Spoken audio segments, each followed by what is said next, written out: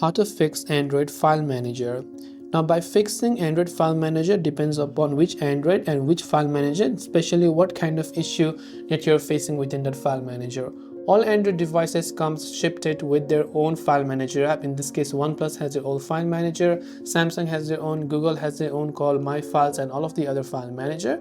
If you're facing any sort of issue within the file manager app on Android, what we can do is long press on your file manager app, whichever Android phone you're using.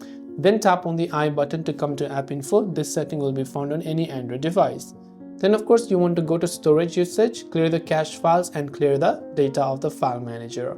Now don't worry, clearing data of file manager will not delete your files, it will just clear the data for the file manager app while all of your files will remain intact within your device. So you can tap on the open button again and see if that actually helps you solve the problem.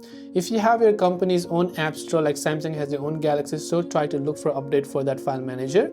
If none of these works, then you can download an alternative file manager. In most cases, Google File Manager actually works best. So if your device also supports files by Google, then you can have that and enable that and use that instead. So I hope that this video helped you out. If you have any questions, do feel free to leave them down below. As always, thank you for watching and see you soon in the next video.